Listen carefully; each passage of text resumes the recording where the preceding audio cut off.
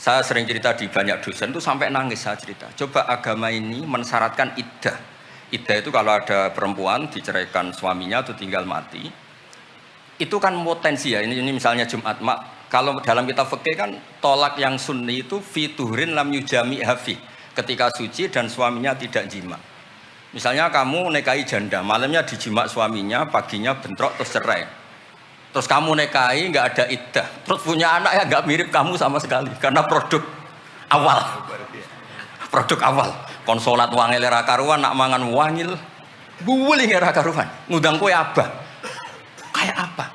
Tapi barokahnya iddah itu selesai karena orang yang boleh dinikah harus baroatur rahmi. Berarti Islam ini mensafaati sekian orang karena tidak terjadi ikhtilatul ansab.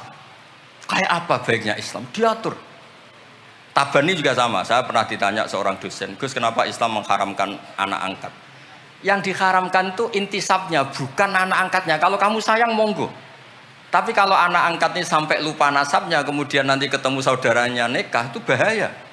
Terus nanti sama saudara angkatnya pegang-pegang dikira gak batalkan wudhu padahal ajnabi. Itu yang gak diinginkan Kanjeng Nabi. Belum keangkuhan. Ya misalnya wonten tiyang tipe anak angkat kok gaya, anak angkatnya Gus Batus lali keluargane, lala bapaknya jenenge Parmin terus muni anakku ayo repot. Itu kan mendidik keangkuhan. Mendidik napa? Keangkuhan. Sehingga Islam ibtalut tabanni. Dulu pernah ada periode orang nyebut Zaid bin Muhammad. Terus Allah membatalkan ud'uhum li abaihim wa aqsatu indallah. Akhirnya disebut Zaid bin Haris. Tapi sayangnya Nabi tetap sampai jenis Sayyidah Aisyah mangkelnya bukan main karena pernah Zaid ini akhirnya punya anak namanya Usama.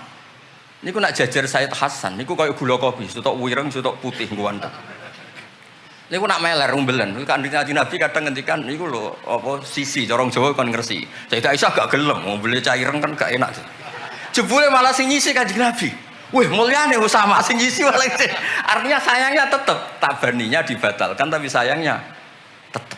Kayak apa Rasulullah SAW.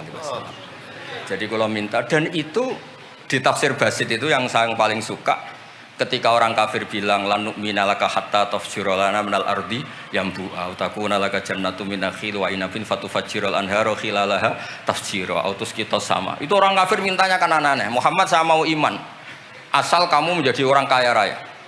Kemudian kamu tidak akan membebani kita. Atau Mekah ini menjadi sungai yang menjadi subur semua. Itu yang paling kurang ajar bilang gini, autar kofis sama walan nu'mina liruqiyika hatta tunazzila alina kitaban nakro. Lebih parah lagi ngomong gini mereka, auta tiya billahi wal malaikati qabila. Gini loh Muhammad, Allah turun dari langit terus gandeng kamu sama Jibril, terus tangan kamu diangkat dimaklumatkan ini loh Nabi akhir zaman. Itu di semua riwayat ahli tafsir mengatakan kenapa Allah tidak nuruti itu, karena ketika konsep Quran itu rasional sesuai fitrah salimah, orang yang menolak itu angkuh, meskipun minta mukjizat itu yang menolak itu angkuh.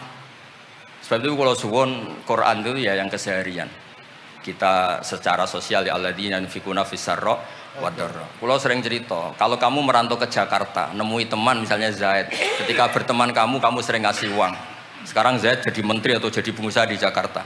Dulu ketika berteman kamu sering ngasih uang Zaid. Ketika tersinggung wal kadhiminal itu. Ketika Zaid salah wal afina.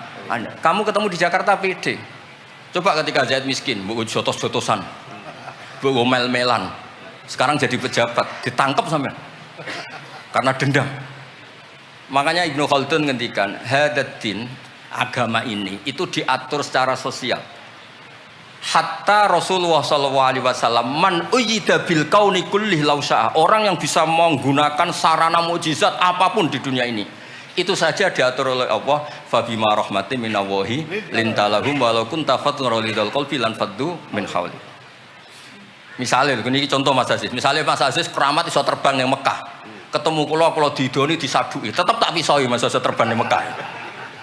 Artinya apa? Nabi dengan segala mukjizatnya kok faddun ghalidul qalbi tetap lan faddu min haulik. Artinya mukjizatnya Nabi sebanyak apapun ketika secara sosial beliau salah, andekan ya tentu andekan karena nggak mungkin terjadi, tetap lan faddu min haulik. Makanya terus Ibnu Khaldun mengatakan hadatin sesuai fitrah salimah, bahwa peradaban manusia dibangun dengan akhlak. Nah, kalau sudah ngaji seperti ini dawuh Imam Waqidi, ketok mukjizate dawuh wa innaka la'ala khuluqin azim. Ya terus niki barokah ngaji niki sing kepengin keramat aneh-aneh stop. Mergo kepengin tok ora ngarah kasil pun stop mawon. Sampeyan manut Gus Ba ora usah keramat tapi mlebu swarga.